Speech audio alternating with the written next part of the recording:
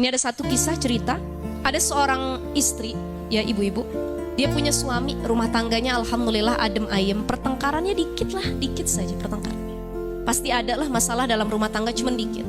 Satu ketika suaminya nih kerjanya kan di kantor, soleh. Jadi suaminya soleh, gak pernah ngapa-ngapain, gak pernah ada hal apapun. Jamaahnya rajin, ngajinya rajin, didik anak-anaknya bagus, kerja di kantor. Gak pernah kegoda sama teman-teman kantornya. Ini hati-hati karena perselingkuhan di kantor banyak ya, dimanapun sebenarnya, di instansi apapun banyak.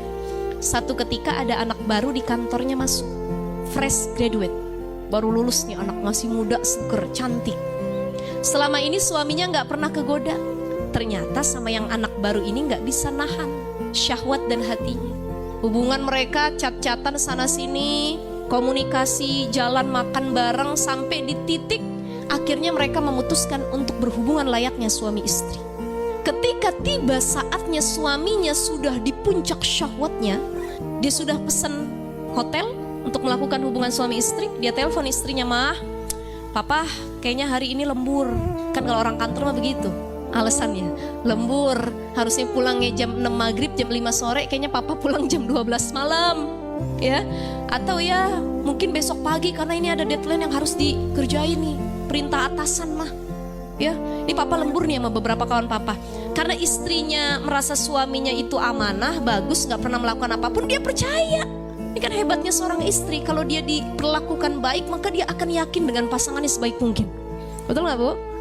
Dia gak punya suuzon apapun, dia husnuzon sama suaminya, diizinkan, gak ada perasaan apapun. Sampailah suaminya di tempat yang dimana dia akan memulai maksiat tersebut dengan pasangan kantornya.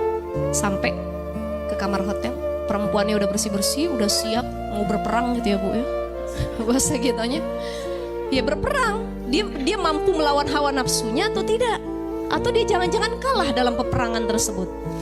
Suaminya, si laki-laki ini masuk ke dalam kamar mandi, dia pun bersih-bersih. Karena dia punya amalan yang diistiqomahkan, yang dibiasakan. Apa amalan istiqomahnya? Di rumahnya atau dimanapun ya, sejak dia dari muda sebelum nikah, dia punya amalan kalau sebelum tidur itu harus wudhu. Karena kalau nggak wudhu rasanya nggak tenang. Nih solehnya dia nih, walaupun cuma wudhu dianggap sepele. Dia wudhu, dia masuk ke kamar mandi itu, dia bilang sama perempuannya, "Bentar ya, saya bersih-bersih dulu." Nyampe kamar mandi, dia ambil air wudhu. Bismillahirrahmanirrahim. Nawaitul wudhu aliraf'il hadasil asghari lillahi ta'ala. Ketika dia sedang mengusap air ke mukanya, plus dia berniat wudhu tersebut, tiba-tiba dia merasa katanya air itu kayak nampar wajahnya. Tak, ada tamparan yang keras. Dari situ dia kayak sadar seolah-olah dia lagi mimpi. Allahu Akbar. Ya Allah, di mana saya nih, kata dia. Itu lagi ada di kamar mandi hotel. Ya Allah, di mana dia? Dia cari handphonenya. Ya Allah, ini tengah malam kok saya belum pulang. Ya Allah, apa yang saya mau lakuin gitu ya. Dia keluar dari kamar mandi, dia ngeliat tuh perempuan udah siap. Ibarat bahasa kita, "Bang, udah bang," gitu ya, sudah siap melayaninya. Tapi karena amalan wudhu yang dia lakukan, seketika syahwat nafsunya hilang belas.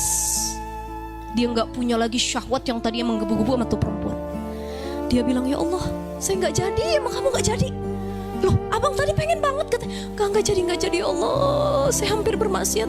Udah, sampai hari ini dan mulai saat ini kita nggak ada hubungan lagi." Pulang dia nangis, ingat istri sama anaknya. Nyampe rumahnya dia minta maaf, dia cerita sama istrinya, "Mah, ya Allah mah, papa hampir maksiat.